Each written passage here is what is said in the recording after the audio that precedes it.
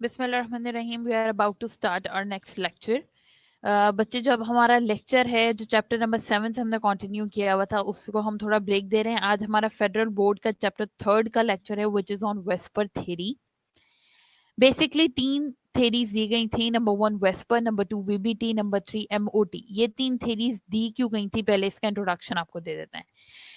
बच्चे, VSEPR theory simply दी गई थी कि जो स्ट्रक्चर्स, जो चीजें आपस में बॉन्डिंग बनाती हैं, जो चीजें आपस में बॉन्डिंग कर रही हैं, उनकी शेप क्या है। अब शेप से मुराद ये नहीं है कि वो बॉक्स शेप की दिखती हैं या नहीं दिखती। शेप से मुराद ये है कि 3D मॉडल के अंदर जब हम देखें तो उसके अंदर क्या चीज इन्वॉल्व है। क्या बॉन्डिंग करने वाली चीज इलेक्ट्रॉन के पेयर है, क्या बॉन्डिंग करने वाली चीज लोन पेयर है। इन सारी टर्म्स को अभी एक्सप्लेन करती हूँ मैं। और bonding pair, electron pair, lone pair क्या चीज है जो उनकी एक फॉर्मेशन बना रही है। 3D स्ट्रक्चर में कुछ लीनियर, कुछ सीधे स्ट्रक्चर्स बनते थे, कुछ ट्रायंगल फॉर्म में बन रहे हैं, कुछ ऑक्टाहेड्रल फॉर्म में बन रहे हैं, कोई बेंजीन रिंग बना रहा है। तो ये जो रिंग्स बनते हैं ये बन किस तरह से रहे, 3D मॉडल में इनका स्ट्रक्चर क्या है, इसके लिए सिंपली वेस्पर थ्योरी का इंट्रोडक्शन हमारे पास आता है। फर्दर हमारे पास सेकंड नंबर पे आती है जो कि हमारा नेक्स्ट टॉपिक है which is VBT, valence bond theory. Valence shell में मौजूद इलेक्ट्रॉन्स बॉन्डिंग कर रहे हैं या नहीं कर रहे, क्या बनने वाली जो चीज है हमारे पास वो किस तरह की बन रही है। इसके अंदर हमारे पास हाइब्रिडाइजेशन आ जाती है। कितने सिंगल बॉन्ड बनता है, डबल बॉन्ड बन रहा है, ट्रिपल बॉन्ड बन रहा है, क्या सिर्फ सिग्मा लेवल की चीजें बनती हैं या पाए। ये जब हम वीबीटी क्लियर करेंगे तो आपको इन सारी टर्म्स का भी इंट्रोडक्शन दिया जाएगा। थर्ड हमारे पास एमओटी थ्योरी आ जाती है जो इस चैप्टर में है, मॉलिक्यूलर ऑर्बिटल थ्योरी। क्या बनने वाली चीज पैरामैग्नेटिक है, क्या बनने वाली चीज में कोई मैग्नेटिक नेचर ही नहीं है। इस चीज को जानने के लिए साइंटिस्ट ने थर्ड थ्योरी का इंट्रोडक्शन करवाया था विच इज एमओटी। आज हम वेस्पर थ्योरी का इंट्रोडक्शन लेते हैं और इसको क्लियर करते हैं। वेस्पर थ्योरी पढ़ने से पहले 2 से 4 टर्म्स ऐसी हैं जिनको बहुत अच्छे से आपको क्लियर कर लेना चाहिए। Number 1 is bonding electron pair. Bonding electron pair क्या है बेटा? इलेक्ट्रॉन का पेयर अगर किसी भी किस्म की बॉन्डिंग शो कर रहा है, ठीक है, इलेक्ट्रॉन का पेयर अगर बॉन्डिंग में जो है वो इन्वॉल्व है तो हम उसको non bonding electron, sorry, bonding electron pair कह देते हैं। अगर एक एटम है, कोई एलिमेंट है जिसका एटम के पास एक लोन पेयर पड़ा है और वो बॉन्डिंग भी नहीं कर रहा, वो इन्वॉल्व भी नहीं हो रहा बॉन्डिंग में, तो वो नॉन बॉन्डिंग इलेक्ट्रॉन पेयर या लोन पेयर कहलाता है। लोन पेयर यानी अकेला रहने वाला पेयर, या नॉन बॉन्डिंग जिसने बॉन्डिंग शो करनी नहीं है, वो अकेला सेपरेट है, बैठा हुआ है, स्टेबल बैठा हुआ है बस, तो वो बॉन्डिंग नहीं करेगा। ठीक है, तो उसको नॉन बॉन्डिंग या लोन पेयर का नाम दे देते हैं। तीसरी चीज है ए, बी और ई टर्म्स इन वेस्पर। ए हम यूज करते हैं किसी भी चीज के सेंटर के लिए। ठीक है, फॉर एग्जाम्पल मैं कह रही हूँ ये एक एटम बीच में है और इसके इर्द गिर्द बॉन्डिंग होनी है, तो वो जो बीच वाला एटम है उसको मैं ए से शो करूंगी। जो बॉन्डिंग, जिन्होंने बॉन्डिंग शो करनी होगी, कोई भी वो एलिमेंट है, इलेक्ट्रॉन पेयर है, कोई दूसरा एलिमेंट है जो बॉन्डिंग शो कर रहा है, उसको मैं बी से शो करूंगी। और this is the common way of representation in the VSEPR theory.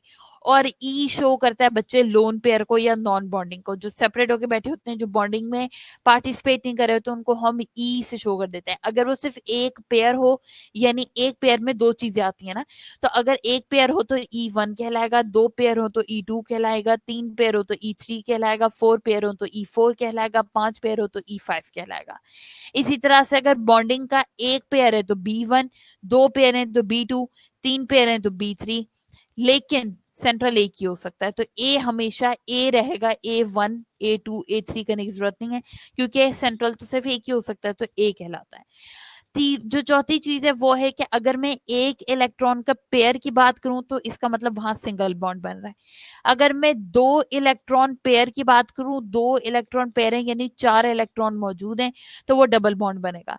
अगर मैं 3 इलेक्ट्रॉन पेयर की बात करूं तो वो ट्रिपल बॉन्ड कहलाएगा, यानी उधर 4 नहीं 6 इलेक्ट्रॉन्स मौजूद होंगे।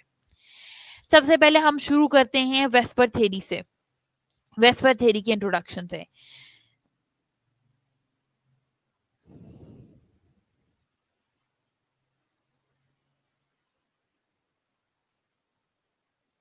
जी बच्चे, जो वेस्पर थ्योरी है वो क्या था? Valence shell electron pair repulsion theory. VSEPR क्या था? Valence shell electron pair repulsion theory. Valence shell, बाहर वाले शेल के अंदर मौजूद इलेक्ट्रॉन के पेयर की रिपल्जन की थ्योरी वेस्पर थ्योरी कहलाती है। सबसे बाहर वाले जो शेल हैं उनके अंदर कोई ना कोई इलेक्ट्रॉन का पेयर मौजूद होगा।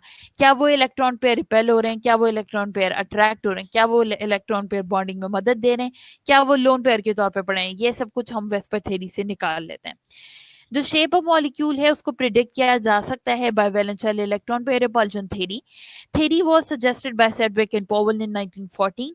1940 में इन्होंने ये थ्योरी हमें प्रोवाइड की थी और इस थ्योरी के अकॉर्डिंग जो शेप है या ज्योमेट्री है किसी मॉलिक्यूल का या आयन का, ये डिपेंड करता है number of shared pair as well as the lone pair. कितने पेयर, जो शेप है ना मॉलिक्यूल की, ट्रायंगल है, लीनियर है, स्क्वायर है, ऑक्टाहेड्रल है, वो सारी शेप्स हम आज पढ़ेंगे। वो तमाम शेप्स किस चीज पे डिपेंड करती है बच्चे? नंबर 1 जो पेयर शेयर हो रहा है, जो बॉन्डिंग कर रहा है। नंबर 2 जो लोन पेयर मौजूद है। लोन पेयर बॉन्डिंग नहीं करता but it plays great role in deciding what shape a molecule will attain. ठीक है, उसके बाद फिर जो नायलॉम था इन 1957 उसने प्रपोज किया था arrangement of atom in the molecule is mainly determined by the repulsion attractions among all the electron pairs in the valence shell. तमाम इलेक्ट्रॉन पेयर, बेशक वो बॉन्डिंग है, नॉन बॉन्डिंग है, लोन पेयर है, आइडल पेयर है, जोन सा भी पेयर इलेक्ट्रॉन का पड़ा हुआ है, रिपल्जन और अट्रैक्शन। वेस्पर की जो मेन थीम है that is the repulsion and attraction of valence bond electrons. ठीक है, वैलेंस शेल के अंदर जो इलेक्ट्रॉन्स मौजूद हैं उनके अट्रैक्शन, उनकी रिपल्जन पे वेस्पर थ्योरी डिपेंड करती है और उसी के ऊपर शेप ऑफ मॉलिक्यूल हम डिसाइड कर सकते हैं कि वो क्या बनेगा। पोस्टुलेट्स थे, कुछ पोस्टुलेट्स प्रोवाइड किए थे वेस्पर थ्योरी के।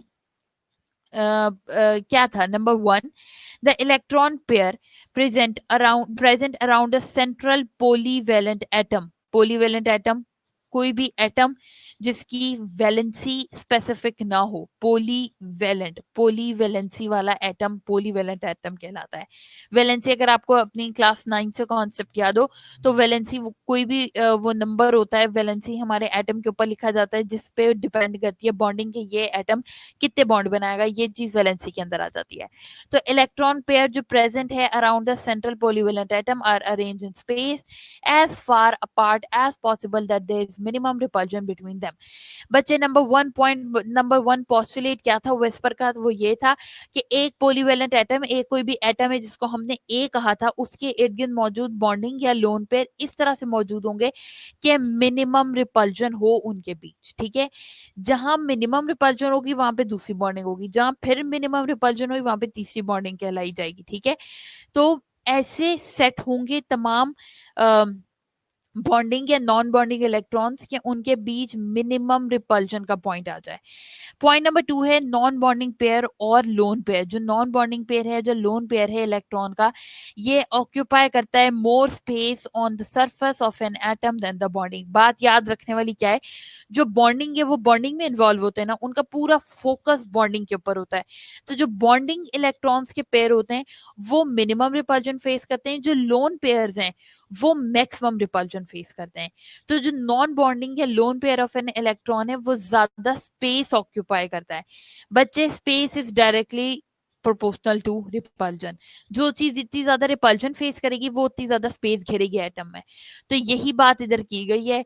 इस पॉइंट को अपनी नोटबुक पे साइड पे करके जरूर लिखें कि जो रिपल्जन है is equal to space. Lone pair maximum space क्यों घेर रहे हैं? क्योंकि वो मैक्सिमम रिपल्जन फेस करते हैं।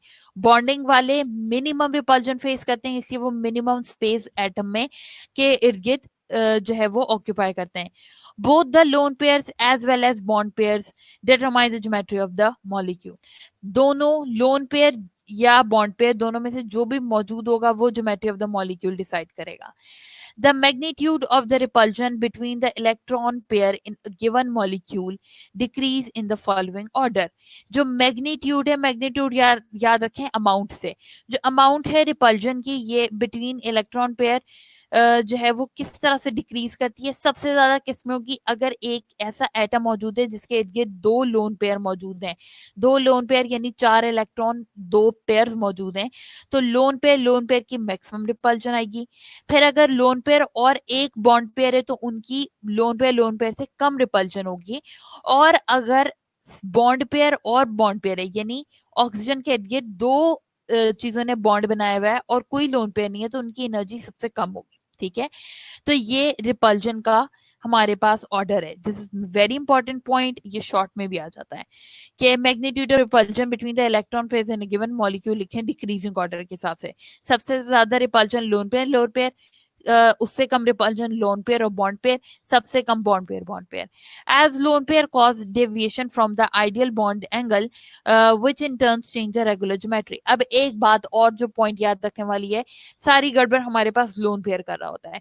लोन पेयर जहां जाता है वहां पे वो स्पेस ज्यादा घेरता है, रिपल्जन ज्यादा कॉज करता है। लोन पेयर जहां पे आ जाता है वो शेप बदल देता है। सॉरी, अगर एक ऐसा कोई एटम मौजूद है जिसने दो बॉन्डिंग की हुई है, ठीक है, और एक और एटम है जिसने दो बॉन्डिंग की हुई है लेकिन एक लोन पेयर मौजूद है, तो बॉन्डिंग की वजह से तो लीनियर पोजीशन दोनों की आ जाएगी। लेकिन क्योंकि सेकंड वाले में लोन पेयर मौजूद है, क्योंकि दूसरे वाले में लोन पेयर मौजूद है, तो उसकी शेप थोड़ी डाइवर्ट हो जाएगी, उस शेप अभी हम पढ़ेंगे। अगला पॉइंट है हमारे पास the 2 electron pair of a double and the 3 electron pair of a triple bond. 2 electron pair यानी डबल बॉन्ड, 1 इलेक्ट्रॉन पेयर यानी सिंगल बॉन्ड, और 3 इलेक्ट्रॉन पेयर यानी triple bond contain a higher electron charge density. Single bond की charge density कम है, double bond की ज्यादा है, ट्रिपल बॉन्ड की सबसे ज्यादा है। क्यों ट्रिपल बॉन्ड की चार्ज डेंसिटी ज्यादा है? क्योंकि उसके अंदर इलेक्ट्रॉन ज्यादा है। डबल बॉन्ड के अंदर ट्रिपल बॉन्ड से इलेक्ट्रॉन कम है तो उसकी इलेक्ट्रॉन डेंसिटी कम है। सिंगल बॉन्ड में सिर्फ 2 इलेक्ट्रॉन है तो उसकी इलेक्ट्रॉन की डेंसिटी सबसे ज्यादा कम है। तो इलेक्ट्रॉन चार्ज डेंसिटी हायर होती है जैसे जैसे बॉन्ड जो है वो बढ़ते जाते हैं नंबर में। However, they behave like a single electron pair in determining the geometry of the molecule. वो geometry of the molecule में जो single electron pair है वो contribute करते हैं। Application क्या है बच्चे? Vesper theory. What is the main application of the Vesper theory? The molecules and ions will be classified according to the number of the electron pairs present in them. जो molecules हैं ion है वो classify होते हैं number of the electron pair जो उनके अंदर मौजूद होते हैं उसके according, irrespective of the fact that they are of bonding or non bonding. इस चीज पे डिपेंड नहीं करता कि वो बॉन्डिंग है या नॉन बॉन्डिंग है। जो मॉलिक्यूल या आयन है वो क्लासिफाई होते हैं अपने इलेक्ट्रॉन पेयर जो उनके अंदर मौजूद होते हैं। देखें, अब एक एटम है, अगर उसके आउटर मोस्ट में 6 इलेक्ट्रॉन है, तो अभी ये डिसाइड नहीं है कि वो 6 इलेक्ट्रॉन जब ऑक्सीजन के साथ कंबाइन कर रहे हैं तो उनमें से कितने बॉन्डिंग में मिल रहे हैं और कितने लोन पेयर के तौर पर बिहेव कर रहे हैं। हो सकता है उन 6 में से 2 जो लोन पेयर के तौर पर बिहेव कर रहे हैं वो जब किसी और एलिमेंट के साथ बॉन्डिंग करे तो वो 6 के 6 इस्तेमाल हो जाए, कोई बॉन्डिंग या लोन पेयर का चक्कर ही ना पड़े। तो ये एक मेन डिफरेंस आ जाता है।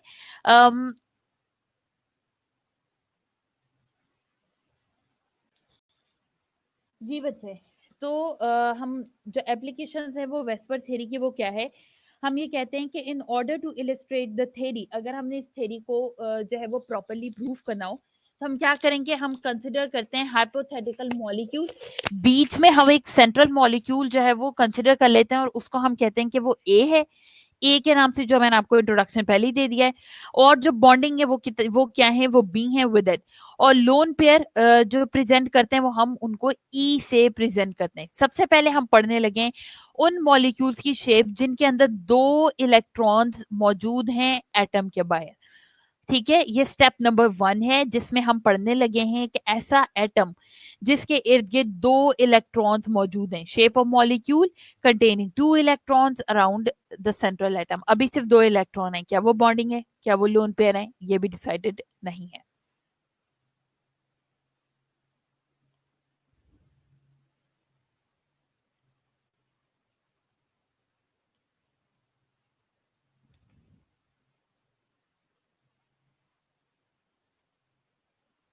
जी बच्चे, next we have AB2 electrons pair. अभी हमने क्या कहा, हम वो पढ़ने लगे हैं जिनके अंदर क्या है बच्चे, एक सेंट्रल एटम है और इसके इर्द गिर्द 2 बॉन्डेड इलेक्ट्रॉन के पेयर मौजूद हैं, 2 इलेक्ट्रॉन मौजूद हैं, इसलिए हम क्या नाम दे रहे हैं, AB2 टाइप। सबसे पहले हमारे पास ए बी कोई चीज नहीं होती, स्टार्ट ही AB2 से होता है। ए एक सेंट्रल, B2 दो इलेक्ट्रॉन जो हमारे पास इर्द गिर्द मौजूद हैं। A molecule having two bond pairs of electron, एक ऐसा मॉलिक्यूल जिसके इर्द गिर्द दो बॉन्ड पेयर्स ऑफ इलेक्ट्रॉन मौजूद हों, बट नो लोन पेयर कोई भी ना हो, ठीक है, around a central atom, always has linear geometry. याद रखें, अगर एक सेंट्रल है और उसके पास दो बॉन्डिंग पेयर मौजूद हैं, इलेक्ट्रॉन के दो बॉन्डिंग पेयर मौजूद हैं, और लोन पेयर 0 है, तो उस चीज की शेप हमेशा लीनियर बनेगी। अब सवाल यहाँ पे ये उठता है कि ये कैसे पता चलेगा कि लोन पेयर है कि नहीं है। इसके लिए हमें थोड़ा सा पीरियोडिक टेबल याद करना पड़ेगा। पीरियोडिक टेबल कैसे याद करना पड़ेगा, जो हमारे पास ग्रुप 2 है उसमें हमेशा दो इलेक्ट्रॉन्स होते हैं। अब अगर हम देखें, इधर ब्रिलियम है बीच में और इर्द गिर्द क्या है, एक क्लोरीन का एटम बच्चे ये है और एक क्लोरीन का एटम ये है। हमें पता है जो ग्रुप 7 है पीरियोडिक टेबल का, हेलोजन फैमिली, उसे हमेशा एक इलेक्ट्रॉन की जरूरत होती है। ग्रुप 2 के पास दो इलेक्ट्रॉन्स होते हैं। अब ये ग्रुप 2 वाला जो ब्रिलियम है ये क्या कर सकता है, दो इलेक्ट्रॉन है, एक इलेक्ट्रॉन क्लोरीन को दे, दूसरा इलेक्ट्रॉन इस साइड वाले क्लोरीन को दे। अब जब उसने इस साइड और इस साइड वाले क्लोरीन को दे दिया, क्लोरीन 7 से 8 हो गए, ऑक्टेट उनके कंप्लीट हो गए, ब्रिलियम की भी बॉन्डिंग हो गई, क्लोरीन के अब वैलेंस शेल भी जो है वो फिक्स हो गया।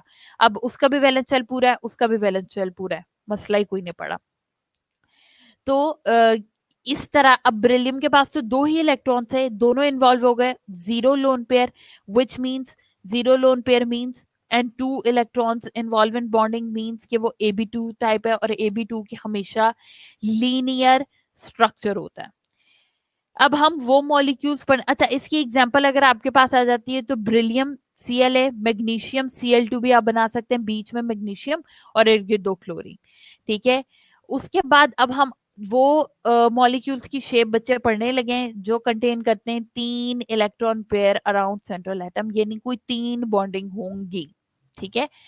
अब जो 3 बॉन्डिंग हमारे पास हो रही है उसमें से हमें नहीं पता कि कोई लोन पेयर भी हो सकता है, कोई बॉन्ड पेयर भी हो सकता है। इस चीज को कैसे पढ़ा जा सकता है, अब सबसे पहले ये अभी यही यही कैटेगरी चल रही है, वो कैटेगरी जिसमें एक सेंट्रल के इर्द गिर्द 3 इलेक्ट्रॉन पेयर मौजूद हैं। सबसे पहले हम वो पढ़ने लगे हैं AB3 टाइप, जिसके अंदर तीनों इलेक्ट्रॉन पेयर बॉन्डिंग वाले मौजूद थे। फर्दर ये जो चीज है इसको हम डिवाइड करते हैं 2 कैटेगरीज में। नंबर 1 वो कैटेगरी है जिसमें तीनों बॉन्डिंग है, AB3 type with no lone pair is our category number 1.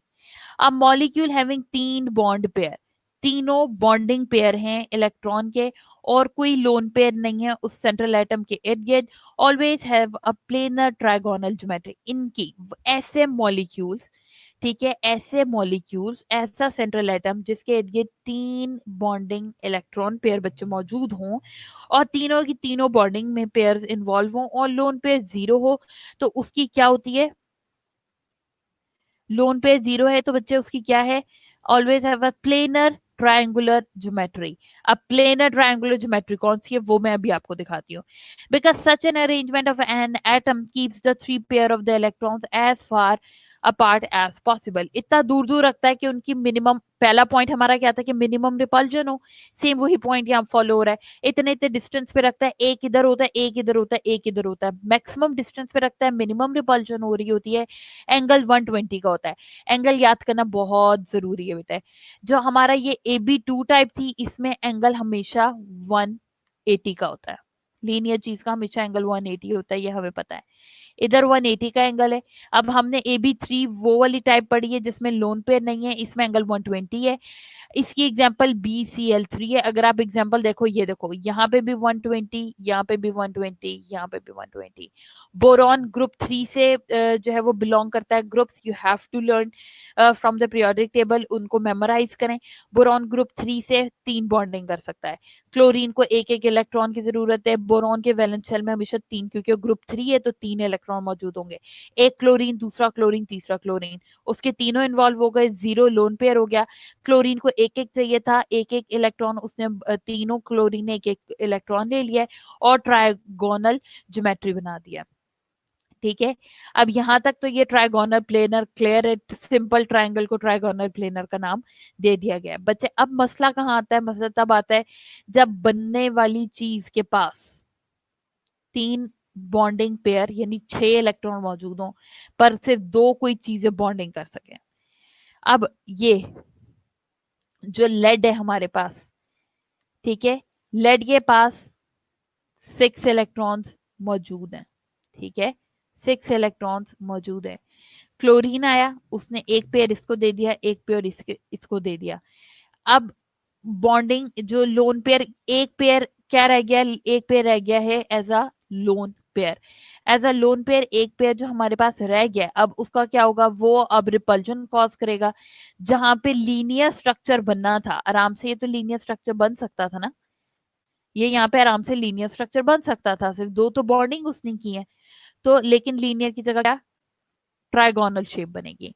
इस चीज को क्लियर करने के लिए बच्चे आपको मैं एक यूट्यूब की वीडियो दिखाने लगी हूँ।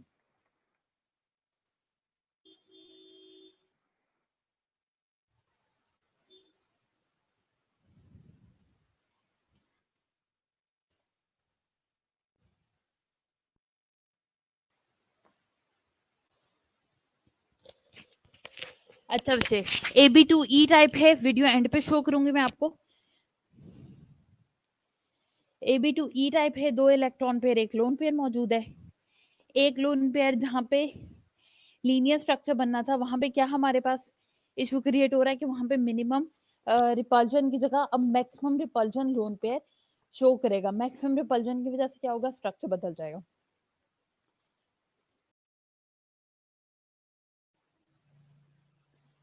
जी बच्चे, अब हमारे पास अगली कैटेगरी है AB3 की। 3 इलेक्ट्रॉन पेयर ही हमारे मौजूद हैं, 3 इलेक्ट्रॉन पेयर मल्टीपल बॉन्डिंग कर रहे हैं, AB3 type with multiple bond. SO3 हमारे पास बनता है। In SO3 all three regions are occupied by SO bond and there is no lone pair, hence the structure will perfectly be triangular having 120 degree angle. अगर हमने पहले याद हो AB3 का जब हमने पढ़ा है, तो उसके अंदर भी बच्चे क्या था? 120 का एंगल बन रहा था। तो अगर मल्टीपल बॉन्डिंग हो तो भी 120 का एंगल बनता है। अब हम वो मॉलिक्यूल्स पढ़ने लगे हैं जो कंटेन करते हैं 4 electron around central atom. Central atom के इर्द गिर्द 4 इलेक्ट्रॉन मौजूद हैं, 4 इलेक्ट्रॉन के पेयर मौजूद हैं। टोटल इलेक्ट्रॉन्स कितने मौजूद हैं? अगर 4 इलेक्ट्रॉन के पेयर हैं तो 4 2 8, 8 इलेक्ट्रॉन्स हमारे पास मौजूद हैं। इसमें हमारे पास सबसे पहली कैटेगरी आती है AB4 की। AB4 का मतलब ई मौजूद नहीं है, यानी कोई इलेक्ट्रॉन पेयर मौजूद नहीं है, चारों की चारों बॉन्डिंग होंगी। A molecule having 4 bond pairs of the electron but no lone pair around a central atom always has regular tetrahedral geometry. क्या कह रहे हैं हम? एक मॉलिक्यूल जिसमें 4 बॉन्ड पेयर ऑफ इलेक्ट्रॉन्स मौजूद हों और लोन पेयर ना हो, वो हमेशा रेगुलर टेट्राहेड्रल ज्योमेट्री लेता है। रेगुलर टेट्राहेड्रल ज्योमेट्री ये साइड में हमारे पास बनी हुई है, अभी मैं आपको बड़ा करके वीडियो के अंदर भी दिखाती हूँ। टेट्राहेड्रल ज्योमेट्री में 4 बॉन्डिंग्स इन्वॉल्व होती हैं, जहाँ 3 वहाँ ट्राइगोनल ज्योमेट्री, जहाँ 4 वहाँ tetrahedral geometry. Because such an arrangement of an atom keeps the 4 pair of the electrons as far apart as possible. Why the tetrahedral geometry? Tetrahedral geometry इसलिए हम attain करते हैं क्योंकि ये मैक्सिमम रिपल्जन यहाँ पे जो है वो अवॉइड हो रही होती है। बॉन्ड एंगल यहाँ पे 109.5 होता है। Atoms are at the 4 corners of the regular tetrahedron. Regular tetrahedron के अंदर जो हमारे पास एटम्स हैं वो ऑल 4 कॉर्नर्स के ऊपर मौजूद होते हैं। एग्जाम्पल में हमारे पास सबसे पहले CH4 मिथेन आ रहा है, ठीक है, कार्बन, कार्बन के इर्द गिर्द 4 बॉन्ड। दूसरी चीज CCl4 है, तीसरा SiF4 है। इन सब में क्या है? 4 4 बॉन्डिंग है और 0 लोन पेयर्स मौजूद है। जो मीथेन है CH4, उसका स्ट्रक्चर हमारे पास ये बना हुआ है। Methane is a typical example of this type. इस टाइप की जो टिपिकल एग्जांपल है वो मीथेन है। कार्बन है, 4 बॉन्डिंग्स हमारे पास मौजूद हैं। दूसरी चीज हमारे पास आ जाती है AB3E, यानी अब 3 बॉन्डिंग और एक लोन पेयर इन्वॉल्व है। एक लोन पेयर इन्वॉल्व है, इसका मतलब जहाँ पे भी अब वो टेट्राहेड्रल ज्योमेट्री तो नहीं रहेगी, क्योंकि जहाँ पे भी लोन पेयर आएगा वहाँ पे वो ज्यादा रिपल्जन कॉज करेगा, जिसकी वजह से बाकी सारी चीजें स्क्वीज हो जाएंगी. A molecule having three bond pairs and a lone pair around central atom has trigonal pyramidal geometry. क्या होगी ट्राइगोनल, तीन कोनों वाली चीज, pyramid बनाएंगे ज्योमेट्री के फॉर्म में, instead of the tetrahedral. Tetrahedral यानी चार जगह पे बॉन्ड की जगह ट्राइगोनल ज्योमेट्री बनाएंगे. Due to repulsion between the lone pair and bond pair, lone pair और बॉन्ड पेयर के बीच रिपल्जन की वजह से टेट्राहेड्रल से ज्योमेट्री किसके अंदर कन्वर्ट हो रही है, ट्राइगोनल pyramidal के अंदर. इन बॉन्ड एंगल 107.5 से रिड्यूस होके 10 इंस्टेड ऑफ 109.5. पहले हमारे हमने क्या कहा था, जो टेट्राहेड्रल है उसमें जो एंगल है वो 109.5 होगा. अब क्योंकि रिपल्जन हो रही है तो एंगल किसका, एंगल इसका डिसाइड हो रहा है, इनका, वो 107.5 हो जाएगा, रिड्यूस हो जाएगा एंगल. एंगल क्यों रिड्यूस हो रहा है, क्योंकि लोन पेयर की वजह से रिपल्जन ज्यादा कॉज हो रही है इस एरिया के ऊपर.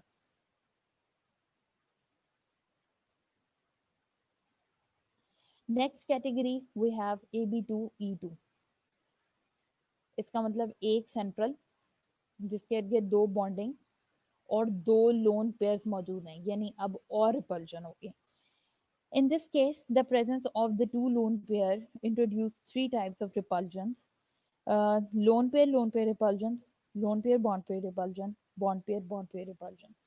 हर चीज की एक रिपल्जन होगी. सबसे पहली, लोन पेयर अगर इन सरफेस पे मौजूद होंगे जहाँ पे मैं अभी ड्रॉ कर रही हूँ, तो इन दोनों के दरमियान लोन पेयर के दरमियान भी रिपल्जन होगी. अगर लोन पेयर और ये जो हमारे पास हाइड्रोजन वाला बॉन्डिंग पेयर है, इन दोनों के दरमियान भी होगी. और ये हाइड्रोजन हाइड्रोजन जो दो बॉन्ड पेयर मौजूद हैं इनके बीच में भी रिपल्जन होगी.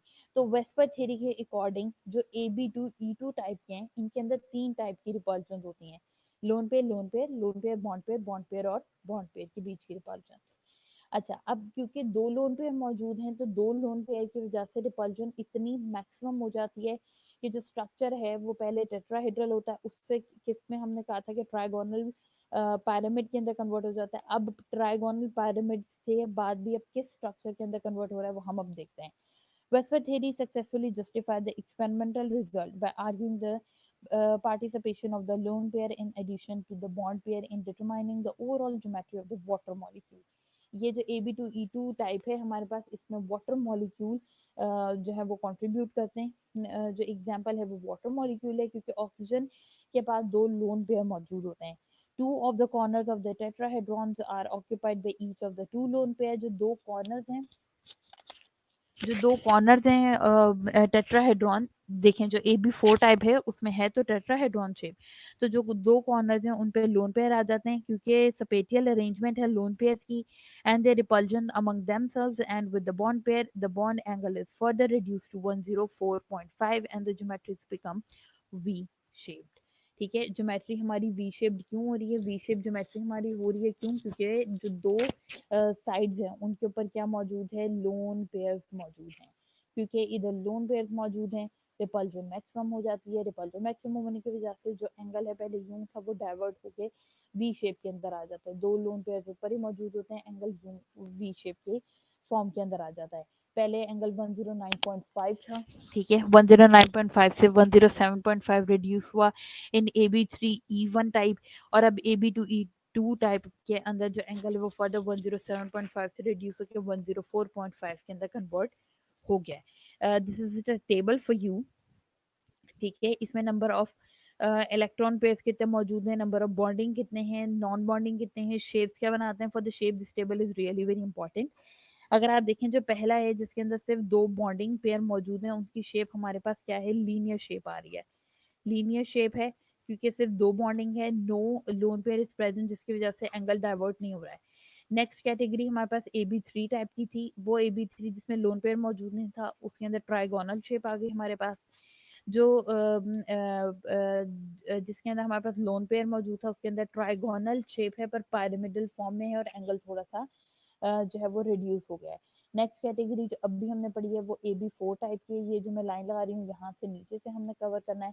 जो AB4 टाइप है जिसमें चारों की चारों बॉन्डिंग होनी है, उनमें परफेक्ट 4 टेट्राहेड्रॉन की शेप बनती है, वो वाली कैटेगरी जिसके अंदर AB2E1 AB3E1 आ जाता है, 3 बॉन्डिंग्स आ जाती हैं, bonding number 1, bonding number 2, bonding number 3, और एक लोन पेयर आ जाता है, उसका एंगल 109.5 से रेड्यूस होकर 107.5 हो जाता है, और उसकी शेप को हम पैरामिडल शेप कह देते हैं। टेट्राहेड्रॉन से पैरामिडल शेप हो गई है। और अब वो कैटेगरी जिसके अंदर 2 बॉन्डिंग 2 लोन पेयर मौजूद हैं, 2 बॉन्डिंग और 2 लोन पेयर की वजह से जो शेप है वो बेंट हो जाती है, लीनियर नहीं होती है, बेंट हो जाती है। इसकी एग्जांपल H2O है और एंगल 104.5 हो जाता है। ठीक है, यहाँ तक हमारे पास AB4 टाइप्स की तमाम कैटेगरीज आ गई थी। AB2 AB3 AB4 टाइप्स की तमाम कैटेगरीज हमारे पास आ गई थी। पीछे 2 हमारे पास कैटेगरीज रह गई। Number 1 shape of the molecule, जो कंटेन करें 5 electron pair around them, 5 electron pair उनके इर्द गिर्द मौजूद हैं। अब इन योर सिलेबस ये जो AB5 है इसको फर्दर आगे AB4E1 AB3E2 AB2E3 और AB1E4 के अंदर कन्वर्ट नहीं किया गया है, इसको बहुत सिंपल रखा गया है। AB5 में हमें पता है 5 बॉन्डिंग इलेक्ट्रॉन है, एक सेंट्रल है। With the increasing number of the electron, it becomes increasingly difficult to visualize the true shape of the molecule. Thus, a central atom containing the electron pair present a more complicated system. A trigonal bipyramid arrangement represents a structure in which the 5 electrons pair can have the minimum repulsion in BCl5. There are the 5 electron pairs in the valence shell of the phosphorus atom. All of them are bonding pair and thus BCl5 molecule adopt the trigonal bipyramidal structure. Trigonal यानी triangle और बाइपैरामिड structure इसके अंदर हमारे पास बनेगा। अच्छा, जो AB5 type है हमारे पास, इसमें 5 बॉन्डिंग्स हो रही होंगी और एक सेंट्रल एटम होगा। इस तरह से अरेंज होंगे कि इसके अंदर सबसे पहले पहली बॉन्डिंग ये होगी, दूसरी ये, तीसरी ये 3 बॉन्डिंग्स हो गई और ये हमारे पास क्या बन गया, ये जो ट्राइगोनल प्लेनर बन गया है। अगली बॉन्डिंग 2D के अंदर दिखती यूं है पर ये बिल्कुल बैक साइड पे होगी और ये वाली बिल्कुल फ्रंट साइड के ऊपर होगी। अब काउंट करें 1 2 3 4 और 5, टोटल हमारे पास 5 बॉन्डिंग्स यहाँ पे बन रही हैं। ठीक है, जो एंगल है 3 का 90 डिग्री का एंगल और 2 का 120 डिग्री का एंगल, यानी यहाँ से यहाँ तक का एंगल 120 कहलाएगा, यहाँ से यहाँ तक का एंगल 90 कहलाएगा। तो ये जो AB5 के स्ट्रक्चर होते हैं, कॉम्प्लेक्स स्ट्रक्चर होते हैं, इनमें 2 एंगल पे जो है वो एटम्स को प्लेस किया जाता है। एक एंगल 90 डिग्री का होता है और एक 120 का होता है। जो इसकी एग्जांपल है वो PCl5 है। ठीक है, PCl5 में जो फास्फोरस है, फास्फोरस जो P है उसके वैलेंस शेल के अंदर 5 इलेक्ट्रॉन्स मौजूद होते हैं। 5 क्लोरीन आके इसके साथ अटैच करते हैं, एक एक जो इलेक्ट्रॉन है वो ईच क्लोरीन को देता जाता है और इस तरह से 5 जो है वो बॉन्डिंग्स होती हैं और उन 5 बॉन्डिंग्स को AB5 के अंदर जो है वो एक स्पेसिफिक ज्योमेट्री का नाम दिया जाता है, which is trigonal by pyramidal, trigonal bipyramidal. Last we have AB6 which represent के एक सेंट्रल एटम है, उसके इर्द गिर्द 6 बॉन्डिंग हो रही हैं। बहुत कम molecule that can do the AB6 bonding. Molecule in which the central atom has 6 electrons pair adopt octahedral geometry. Geometry का क्या नाम है? Octahedral geometry है। The example of such molecules are SF6 sulphur, outer most shell में 6 electrons, ठीक है, 6 electrons, और fluorine halogen family है, 7th ग्रुप की फैमिली है। एक एक इलेक्ट्रॉन की ज़रूरत होती है, 6 फ्लोरीन आते हैं, एक एक इलेक्ट्रॉन सल्फर से लेते जाते हैं, 6 बॉन्डिंग होती है। अब ये क्योंकि ऑक्टाहेड्रल है, काउंट करें 1 2 3 4 5 और 6 फ्लोरीन एटम्स इसके साथ अटैच हैं। हर फ्लोरीन का दूसरे फ्लोरीन के साथ जो एंगल है वो 90 डिग्री सी का बनेगा। AB6 वो टाइप है जिसके अंदर तमाम एंगल सेम है और 90 डिग्री सी के एंगल बन रहे हैं। जो AB5 वो कैटेगरी है जिसके अंदर 2 एंगल बनते हैं, 90 degree C and 120 degree C. ये टेबल है, टेबल आपकी बुक में जो है वो दिया गया है। जो AB5 है वो ट्राइगोनल पैरामिडल बाय पैरामिडल बनाते हैं और जो AB6 है वो ऑक्टाहेड्रल की शेप बनाते हैं। प्रिडिक्ट अगर हमने करना है कि किस तरह से हम प्रिडिक्ट कर सकते हैं शेप ऑफ मॉलिक्यूल का, तो सबसे पहले हमें उनकी डायग्राम बनानी पड़ेगी। Draw the dot diagram for the molecule. ये भी मैं आपको बताती हूँ डॉट डायग्राम बनानी कैसे। Determine the number of the valence electron around the central atom. ये जो बात है कि वैलेंस इलेक्ट्रॉन सेंट्रल एटम के लास्ट वाले शेल के अंदर कितने इलेक्ट्रॉन्स मौजूद हैं, इसके लिए हमें थोड़ा सा पीरियोडिक टेबल का जो है वो याद करना पड़ेगा group wise. Determine the number of the bond pair or lone pair of the electron. Determine the geometry of the distribution of the electrons so that they are as apart as possible. हमारे पास एक example है H2S की, ठीक है। Hydrogen group 1 का है, एक hydrogen एक इलेक्ट्रॉन देगा, और H2S सल्फर है। सल्फर का अभी हमने किया है, सल्फर के आउटर मोस्ट शेल में 6 इलेक्ट्रॉन्स मौजूद होते हैं क्योंकि ये ग्रुप 16 से ताल्लुक रखता है। अगर आप पीरियोडिक टेबल में करें तो ये ग्रुप 16 से जो है वो ताल्लुक रखता है। इसके इर्द गिर्द 6 इलेक्ट्रॉन्स मौजूद होते हैं इसके वैलेंस शेल में। अब हाइड्रोजन के पास एक एक इलेक्ट्रॉन है, सल्फर के पास 6 है। किस तरह से होगी? हाइड्रोजन सल्फर से एक लेगा, दूसरा हाइड्रोजन भी सल्फर से एक लेगा, 6 - 2 पीछे बचते हैं 4 इलेक्ट्रॉन्स, यानी 2 इलेक्ट्रॉन के पेयर। Valence shell electron of sulphur atom हमें बता दें, हमने याद किए हैं, व्हिच इज 6, ठीक है। सल्फर के 6 हैं हमारे पास valence shell. Electrons contributed by 2 hydrogen, 2 hydrogen atom maximum कितने इलेक्ट्रॉन्स कंट्रीब्यूट करेंगे? 2। Total number of electrons around the central atom. अब जो सल्फर है उसमें टोटल हमारे पास 8 इलेक्ट्रॉन्स आ चुके हैं इर्द गिर्द, 2 हाइड्रोजन और 6 सल्फर के अपने। अब 6 में से 2 जो इलेक्ट्रॉन्स हैं सल्फर के वो बॉन्डिंग कर लेंगे 2 हाइड्रोजन के साथ, and sulfur left with 4 electrons which are 2 electron pair जो behave करेंगे as 2 lone pairs। अब वो ज्योमेट्री जिसमें सेंट्रल एटम के इर्द गिर्द 2 लोन पेयर मौजूद हैं, 2 लोन पेयर मौजूद हैं और 2 बॉन्डिंग्स हो रही हैं, वो किस कैटेगरी के अंदर आती है? वो बेंट या वी शेप्ड कैटेगरी के अंदर आती है। और ये कैटेगरी आती है हमारे पास AB4 की लास्ट, जिसमें हम कहते हैं AB2 E2 कैटेगरी है, जिसमें हमने वाटर की एग्जांपल पढ़ी थी। ऑक्सीजन के इर्द गिर्द 2 लोन पेयर और 2 हाइड्रोजन उसके साथ अटैच हैं, तो उसको हम क्या कह देते हैं? उसको हम कह देते हैं कि ये AB2E2 की टाइप है। फॉर मोर क्लैरिफिकेशन, इसको रिवाइज करने से पहले I am going to show you a video.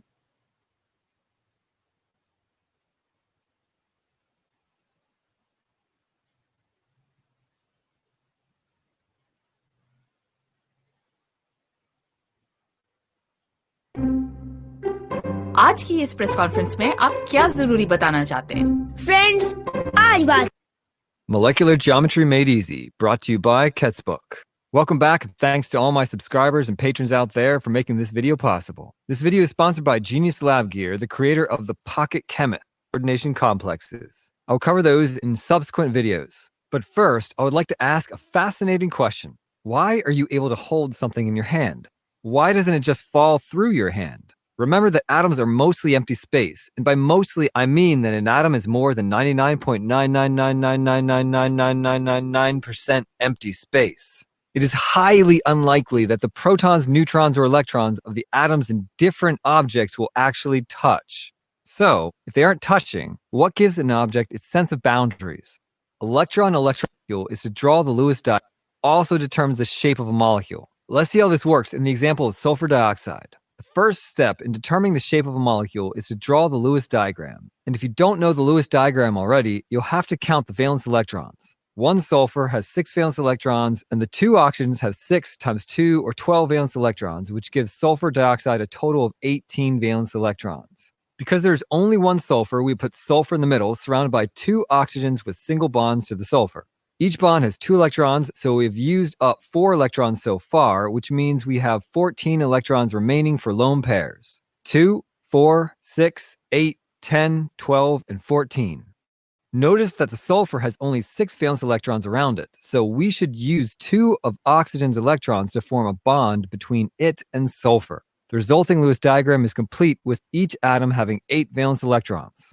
After you draw the Lewis diagram, you need to count the number of things on the central atom. By things, I mean bonded atoms or lone pairs. Technically speaking, these are called electron domains. The double bonded oxygen is a thing, as is the single bonded oxygen and the lone pair on the sulfur. Remember that only lone pairs on the central atom count. So there are 3 electron domains or things on sulfur dioxide that determine its shape. Those 3 things will repel each other and get as far apart as possible. That repulsion with a lone pair of electrons will cause the 2 oxygens to bend down, so the resulting shape of SO2 is called bent.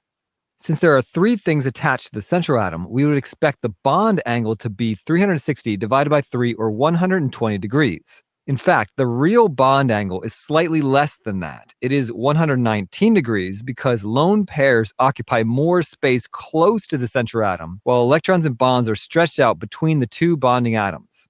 Okay, now let's try to apply these principles to determine the shape of several other molecules. Let's start with carbon dioxide. You may wish to pause the video now and try to draw the Lewis diagram and determine the shape of carbon dioxide on your own. For the Lewis diagram, carbon is in the middle and it forms double bonds to each oxygen, which both have 2 lone pairs. Next, we need to count the number of things on the central atom. In this case, there are only 2 things on carbon. Although there are lone pairs in the molecule, the lone pairs on oxygen do not affect the shape because they are not on the central atom. Since there are only 2 things, you can see in our drawing that those 2 things are already as far apart as possible. Because the 3 atoms are all in a line, we say that the shape of CO2 is linear and the bond angle is a linear 180 degrees. As we take a step back and look at SO2 and CO2, we can see that for a 3-atom molecule, the only 2 possible shapes are linear or bent, and the deciding factor is whether or not there is a lone pair on the central atom. Bent molecules have 1 or more lone pairs in the central atom, while linear molecules have no lone pairs on the central atom. Before we move on to more complex molecules, let's consider 2-atom molecules such as N.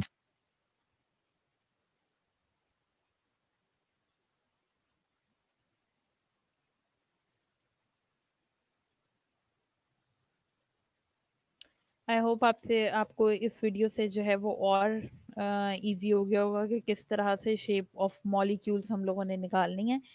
एक example जो हमने solve की है वो H2S की थी। कल हम फर्दर और एग्जांपल्स इसकी सॉल्व करेंगे, जैसे CO2 की आपको वीडियो में दिखा दिया है। इसी तरह से N2 की, O2 की, तमाम जितनी भी जो शेप्स हैं उनको हम डिफाइन करेंगे। सिर्फ N2 H2 की नहीं, और फर्दर जितने भी कॉम्प्लेक्स हमारे मॉलिक्यूल्स बनते हैं हम उनकी शेप्स निकालेंगे। यहाँ पे हमारा लेक्चर वाइंड अप हो रहा है। अगर आपको यूट्यूब लिंक चाहिए तो ये हमारे पास मौजूद है, जिससे मैंने आपको और क्लेरिफाई करवाया वेस्पर थ्योरी ऑफ मॉलिक्यूल्स। कल हम इसको प्रैक्टिस के बाद VBT जो वैलेंस बॉन्ड थ्योरी है हमारे पास, जो आपका सेकंड टॉपिक है, उसको क्लेरिफाई करेंगे। Thank you and Allah Hafiz.